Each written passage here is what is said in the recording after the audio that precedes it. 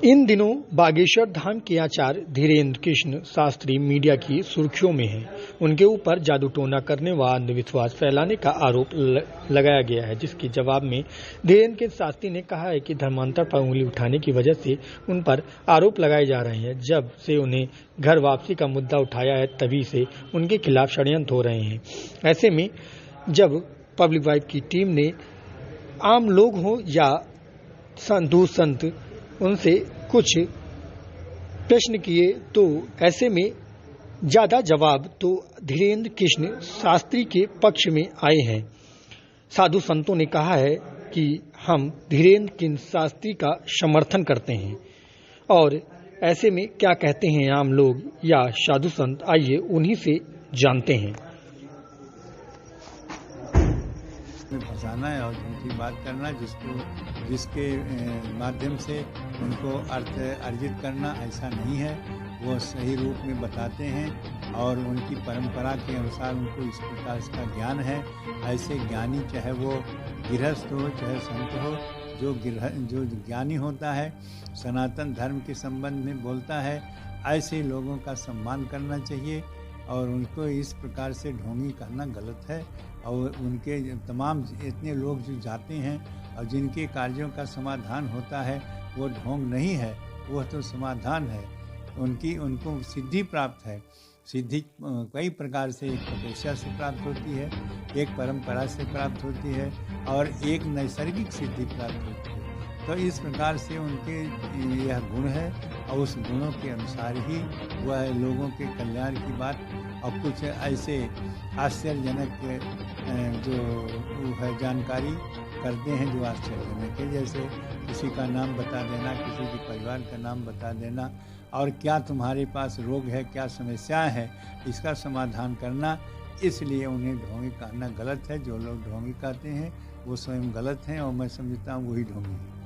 धीरेन्द्र शास्त्री समर्थन करने जो ही हैं, वो वहाँ पर मध्य प्रदेश छतरपुर जिला के एक गड़ा गांव के रहने वाले पंडित धीरेन्द्र कृष्ण शास्त्री, जिनके घर की आर्थिक स्थिति बेहद नाजुक थी। उनकी माताजी दूध बेच करके उनको पढ़ाती थी, लेकिन हनुमान जी की कृपा से, संतों की कृपा से आज स्थिति ये है कि जो भोजन के 2 वक्त की रोटी जिनको नहीं मिलती थी, जो अपनी बहन का विवाह नहीं कर पा रहे थे, आज वो लाखों गरीब कन्याओं की शादी जो है करा रहे हैं, लाखों जो है लोगों को भोजन दे रहे हैं, सहयोग कर रहे हैं। और जिनके पूर्वज हिंदू थे, किसी कारणवश उनको जो है उनका जिनका धर्मांतरण हुआ है, उनकी घर वापसी करा रहे हैं।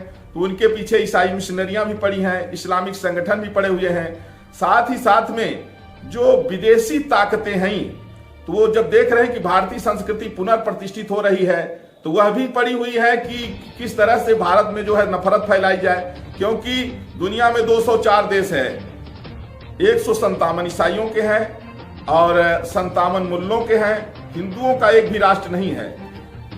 आपको पता होगा कि जो अखंड भारत है, Iraq, Iran, Indonesia, Syria, Pakistan, Bangladesh, सब अखंड भारत के हिस्सा थे।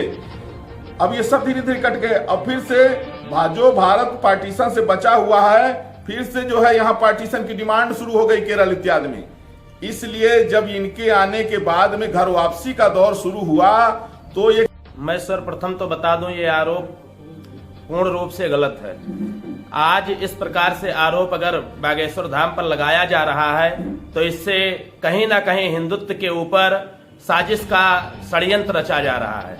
मैं बताना चाहता हूं कि आज इस प्रकार से अगर हिंदुत्व के लिए लोग टिप्पणियां करते रहे और हम लोग अगर नहीं जागे, तो हिंदुत्व के खिलाफ जिनको उनकी साच देखनी हो, वो बागेश्वर धाम जाकर उनका शास्त्रार्थ उनसे कर लें और उनके बारे में पूर्ण रूप से जान लें, उसके बाद उस पर टिप्पणी करें।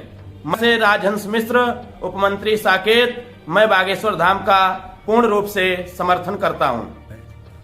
जो आरोप जो है संतों और बाबाओं पर अंधविश्वास फैलाने का लगाया जा रहा है, मैं ये मानता हूं कि कुछ सच्चाइयां कहीं कहीं होती हैं, लेकिन मैं बागेश्वर धाम के ऊपर जो आरोप लगाया जा रहा है वो पूर्ण रूप से गलत है, ये निश्चित सत्य है। बागेश्वर धाम के आचार्य का साधु संत हो या आम जनमानस, सभी ने किया समर्थन।